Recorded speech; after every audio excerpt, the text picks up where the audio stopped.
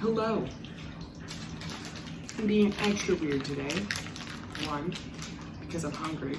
2, because it's who I am. Today's topic is both thrilling and enticing. Burnout and self-care. If you aren't already familiar, I've burnt out quite a few times in my life. Short 24 years on Earth, and I have already had to leave a full-time professional job with benefits. But I digress. We're here now, my basement apartment. Over the past year, I have learned a lot. To say I still have a long ways to go would be an understatement, but that's what this is going to be about. Learning, trying to find better things that work, better habits that work, that keep me on track, that might help you stay on track. Today, I wanted to bring you daily self-care habits that you can implement into your life to help prevent burnout and just help yourself feel a bit more energized throughout the day. These won't be for everyone, and you might want to adjust some of these habits to something that better suits your wants and your needs and what actually energizes you. So this list will give you guys some suggestions or ways that you can take a moment for yourself in this crazy ass world we live in and actually maybe feel okay. Crazy concept. I'm not quite there yet, but my hope is that when implementing these 15 habits, it will make you have to put up some boundaries in some other areas of your life that may actually be harming your self-care. So if you're going to be able to get some of these things done, you need to go to bed early, you need to be ready to wake up a bit earlier sometimes, and that's going to hinder some things that might normally be in your routine, like going out at night or drinking or staying up later, or things that will affect your ability to do these habits the next day. You're going to have to say no to, and that's part of setting healthy boundaries, which I am learning how to do. But I digress. Let's get right into it. Number 1. I like to try and get about 10 or 15 minutes of reading in every day. And it doesn't have to be a book or a novel. It can be some articles online. It can be anything that you're interested in. So right now I've been switching back and forth between some self-help books as well as murder mysteries. I've been reading a lot of those. So depending on how I'm feeling or what I'm actually reading will depend on how much time I have been putting into this habit. So if it's a book I'm super interested in, I'm way more likely to spend an hour on this habit than something else. Reading is good for you. No, but if you are able to and you have the opportunity, I super suggest reading, even if you can, for like 5 minutes. Start off at 2 minutes, read 1 page, see what happens. Next day, read 2 pages. Slowly ease your way into it. You don't push yourself too far to the point where you're never gonna wanna read again, but just slowly ease your way in. Number 2, getting outside. This, I don't know about you, but this is a hard one.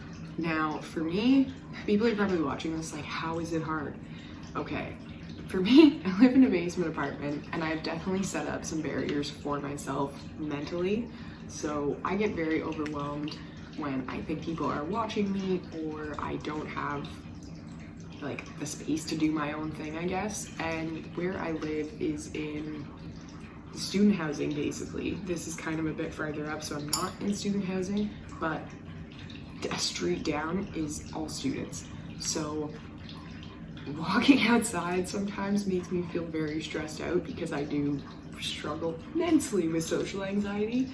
So for me to sit outside on my step and enjoy coffee is far easier said than done. Also, my step is into a parking lot, so it's not super appealing. But getting outside every day, this one might require some pushing, but even if it's just walking outside, standing there in the sunlight for 30 seconds and going back into your apartment. I mean, like, try for a little bit more than that, but like, I'm not want to talk because sometimes that's all I can do. So ease into it.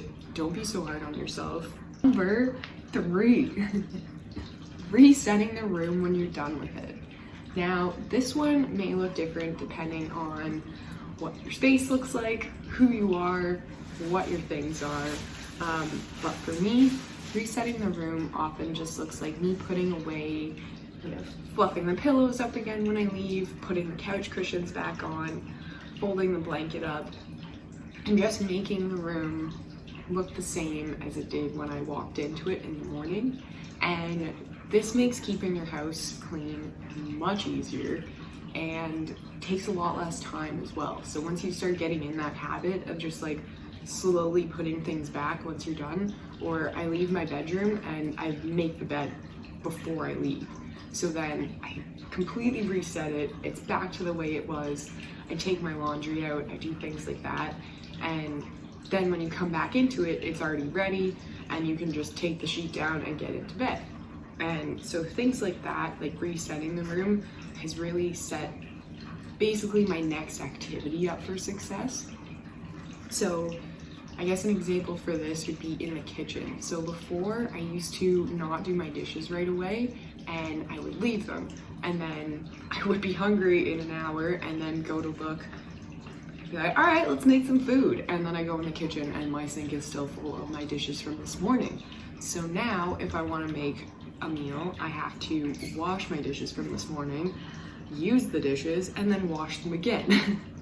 So you see what I'm saying? The motivation just goes way down, but by resetting the room and putting things back as you're done with them, it makes it a lot easier and more motivating for yourself and your brain to go into that next activity.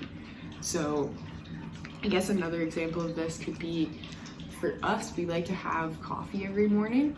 So for resetting for that, in the afternoon, I like to empty out the coffee filters, wash the coffee pot, and just kind of have it clean and ready to start new for the next day. And sometimes I go ahead and pre-fill the coffee with ground coffee and water. Not always. But if I'm feeling motivated, I'll do that, and then it just takes one more decision off my plate in the morning, and I can just plug the coffee maker in and turn it on. Those days, I am so much less stressed, way more productive, and I just feel a lot less anxious. Yeah, try it out. Reset the room, cut down on your decisions. Number 4, planning your day. Now, this won't always work, and I'll talk a bit more about that in another video, but I've been trying to switch from time blocking my day more into energy management and just a few to-dos. So I like to try and have just a few major things that I know I have to get done that day, and I put that on the top of my calendar. And that's my focus for the day. Whatever else happens is up to me. So as long as I get those 2 things done, we're good. So this lets me frame out my day and manage both my chronic health problems and my energy in a way that lets me accomplish the tasks I've set out without as much, I want to say like downfall or mistakes. But when you only set yourself up to do a few tasks and let yourself pick how you lay that out, you are way more successful. Like if I only write down 4 things to do today, even though if I really push it, I could probably do 5 or 6, just doing those 4 things, I'm not gonna push myself to the breaking point. I'm gonna have enough time to eat in there. I'm gonna be able to take some breaks, and guess what? The work's still gonna be there tomorrow. So it's all good. Now, this has taken months of work. Now, it's not gonna be overnight that you're gonna be able to just be like, oh no, I'll just do that tomorrow. Because if you're anything like me and are a natural born people pleaser and thrive to please and do the best you possibly can in everything, even therapy, then this might take some time for you as well. But I digress. Don't give up. You can do it. Even if it's just one thing where you're just like, okay, I have this thing put on my plate last minute, and you saying no to it today and just saying, not gonna look at it till tomorrow. If that's the one thing you do, it might give your mind a break. Planning my day out and actually writing it down is a big thing. So being able to look back on it and seeing it as a physical list is so helpful, because you're not like, wait, did I already do that? Was I supposed to do that? Was that today? Was that yesterday? If you've written it down, check, cross it off when it's done, if you remember, and look back, like, okay, what did I actually do? Even if you didn't cross it off, chances are the fact that you wrote it down and you're looking at it now, you'll remember if you did it or not. Like, I'm assuming you won't completely forget the task. 5, smiling. Now, this one is a bit weird, but if you live alone, if you don't necessarily interact with a lot of people during the day, it honestly can be very easy to just go by through the whole day and just have like a very straight and monotone expression. That doesn't work, it's for your voice, but like a blank expression. And forcing yourself to smile even once will improve your mood. You're probably like, Erica, what? Hello? Shut the hell up. No, I'm serious. It does kind of work. As someone who has struggled from major depressive disorder since I was literally 14, faking a smile has become a skill of mine, but it actually does improve your mood the more you fake that smile. So if I just sit and smile like this for like 5 minutes, most of the time I'm just gonna end up smiling for real, because I'm like, what the hell am I doing? Or I'll start laughing or something like that. So just the act of faking it till it actually happens can improve your mood. So give it a try. Try to smile at least once a day. 6, getting ready for the day.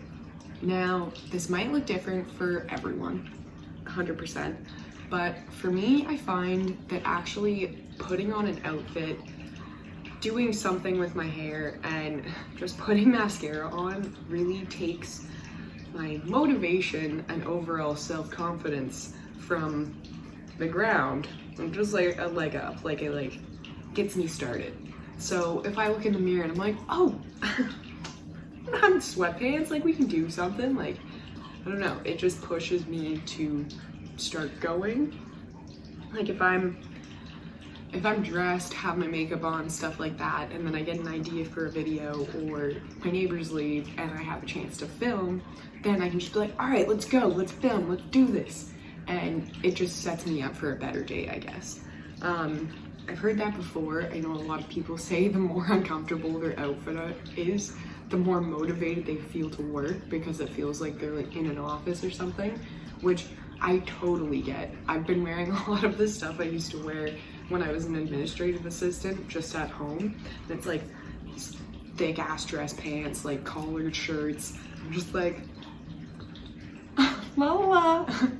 And then after, even though I'm still home, I can slip into my leggings or sweatpants, you know? Okay. 7. Journaling. Now, this one, easier said than done. And it can feel super intimidating to start journaling when you've never journaled before. So don't worry about having a pretty notebook. Like if you have a scrap of paper beside you right now, take it out, just jot down one thing. You can start it off with, today what'd you do? What'd you think? What'd you see? What'd you eat? What haven't you done? And just see where it takes you. Or one of my favorite writing tips is write literally the words that are in your head right now. So right now, watermelons. Why'd that come to my head? I don't know. But write it down. Watermelons. Okay. Watermelons are huge. I love them. They're so sweet. It is kind of watermelon season right now, but they're expensive and I don't know how to pick them. totally pointless sentence, but you see where I'm going. Like, it got the words out and it got me going into another sentence.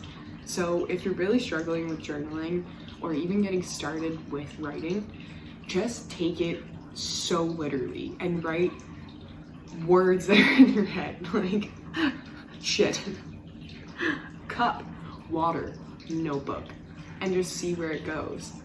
I also am a fan of little writing prompt sentences, so I'll put a few of those there in case. A few of my favorites are I am thankful for, today I did, or today I am. And these have put me into, I guess, a frame of mind, a better frame of mind. It shifts my mindset a lot when I journal this way. Meditating. Now, you're gonna be like, Erica, I can't sit and not think. Me neither. Not at all. Not a chance. Even right now, 7 other things are going through my head right now. I hate it, but I love it. Creativity, am I right? But meditating. Now, if you're just getting into meditation and you are a little bit scared, maybe intimidated by it, I would suggest trying to find an app that works for you. There are a lot of really good free ones. I'll put a few here that I use or have tried. And YouTube actually has a lot of guided meditation videos that are just like 5 or 10 minutes. And the bonus about the guided meditation videos is that there's someone there who is talking, it feels like they're talking directly at you.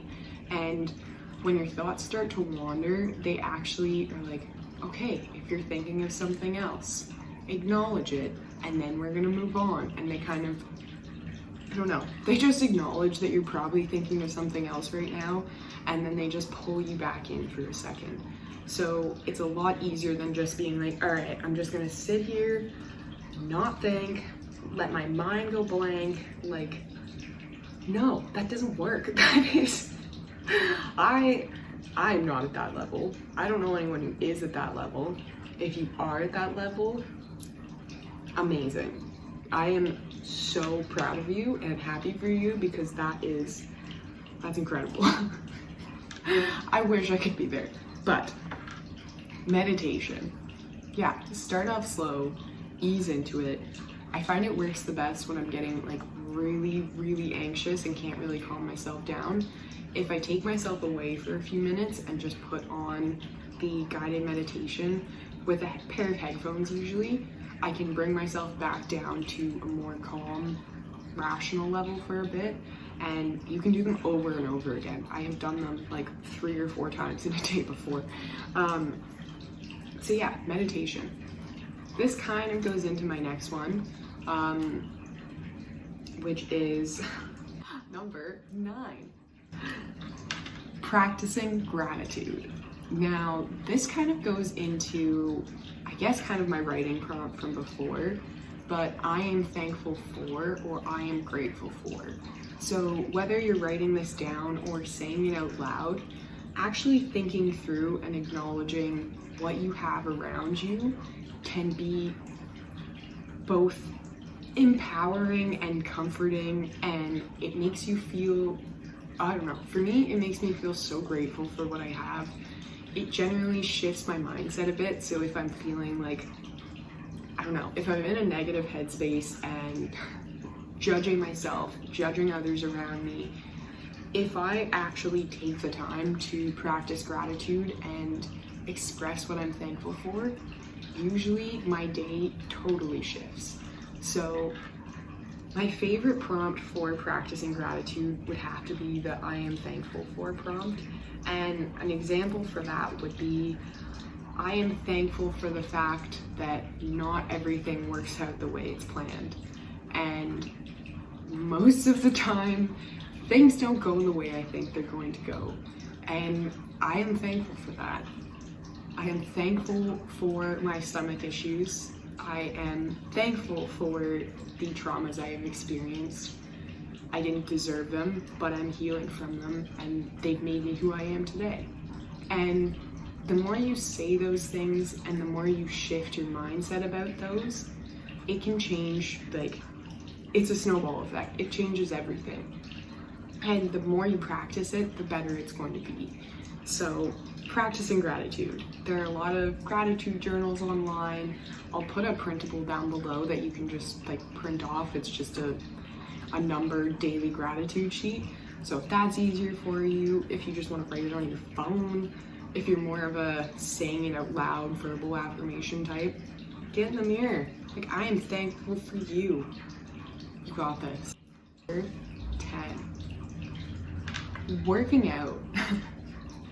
I'm not saying you have to go to the gym and start pumping iron or jump on the treadmill and run a 5K, but what I'm saying is that you should try and get your heart pumping at least every day.